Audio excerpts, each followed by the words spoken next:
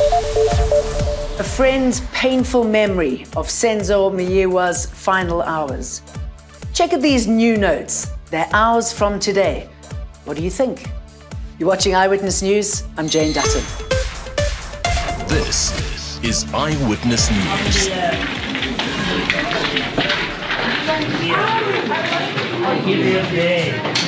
The family of Katlego Mpolo, whose burned body was found in Thabo Beste's prison cell, is pleading with the Bloemfontein Magistrate Court to not grant bail to those who helped him. Nandipa Magudumana and her 3 co-accused were back in the dock in Bloemfontein, but they'll have to wait until next week for their formal bail application. All the accused face about 16 counts pertaining to fraud, defeating the ends of justice, corruption, and interfering with the corpse, but it does not state a murder charge in there. So that's quite interesting. I've been able to touch base with Katlego's family, and they're gobsmacked. They didn't know that this is the case. They haven't seen the charge sheet.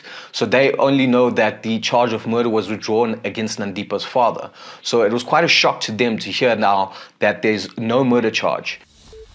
In another high-profile court matter, the Senzo Meyiwa trial has heard the bloody details of the former soccer star's final hours.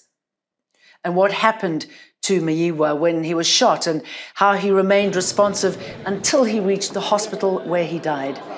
Meyiwa's friend, Mothokozisi Twala, was back in the Pretoria High Court this morning.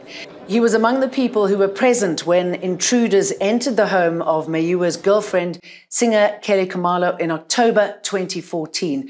Meyiwa was shot at the Vosloorus home in what the state believes was a robbery gone wrong. So State Witness Mthokozisi Twala continued with his testimony today in the Pretoria High Court, where he continued to give more revelations. Today, we heard him detailing what happened after Senzo Meyiwa was brutally murdered. Towards the end of his testimony, Twala told the court how he was brutally tortured, apparently by police officers who wanted him to admit to killing Senzo Meyiwa. He says while he was in the office of Lieutenant Colonel Buthelezi, he was beaten and tied up and told to write a statement according to the police's version. Twala insists that he stuck to what he knew, and that is that there were intruders who entered the home of Kelly Khumalo and shot Meyiwa, resulting in his death. The matter returns to the Pretoria High Court tomorrow, where Twala is likely to complete his examination in chief. Thereafter, we're likely to see the defense lawyers go in with their cross-examination in court. Eyewitness News, Pretoria.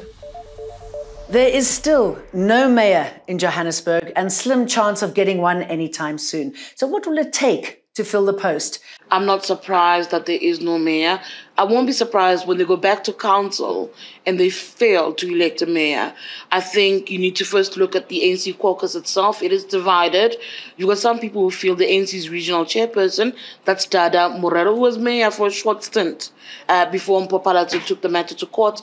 They feel he should be a mayor, that he'll be able to articulate their positions, their policies, their programs far better than Thapelo Ahmad, who's from a smaller Al-Jama. There's only 2 Al-Jama councillors in that particular council. In fact, the other argument, though, is that the other Al-Jama councillor might be the next person that gets elected as Johannesburg's mayor. So there is a back and forth within the caucus itself, but there's also a view from the ANC about whether or not they take their role seriously, right? Because if you elect somebody like Thapelo Ahmad as mayor, who can't articulate really anything, who doesn't understand the role per se, and struggles to come to the party, knowing it's been 3 months and he's still not getting it. It says something about you as part of an alliance, as part of a partnership that delivers that kind of mayor. Does that make sense? But I also think that there are tensions within the coalition partners. If you speak to the DA, or even Action SA for that matter, they will tell you that the coalition in Johannesburg doesn't exist. It fell apart when Mpopalazi was voted out. But they have these public spats about the position and the way forward, and this back and forth around the Patriotic Alliance. It's really taken them nowhere. And I think, again, it points to a lack of maturity as far as our political parties are concerned. I'm not sure if the ANC in Gauteng is approaching coalitions with that in mind. ANC leaders at national level saying that some of these coalition agreements, when you look at them, it's not about the people, it's not about services, it's got nothing to do with politics, that it's purely wheeling and dealing over contracts.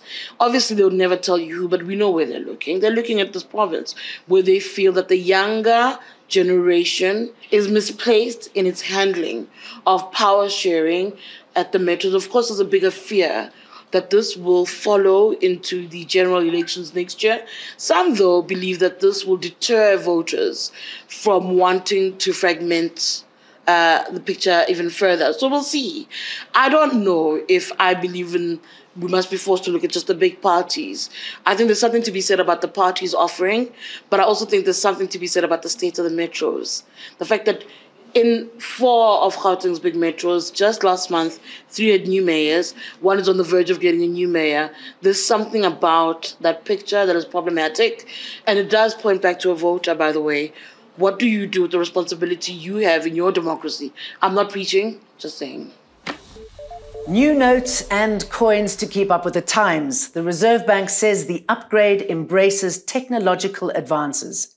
The first thing that South Africans will notice is a change to the colour. The colour is more vibrant, and we have maintained the portrait of Nelson Mandela. And the 10 cents now has a honeybee, the 20 cents an aloe, and the 5 rand a whale. The notes are being released into circulation. To see the new currency, go to ewn.co.za. The first thing that South Africans will notice is the color. The color is more vibrant. We've maintained the portrait of Nelson Mandela. We have maintained the Big 5 theme, but this time on the back of the banknote, you will see a family theme of the Big 5. That means that if it's a commemorative 5 rand, it will always be worth the 5 rand that's written on it. The energy crisis loses an outspoken commentator and a very well-known face on our screens. Ted Blom has died at the age of 64.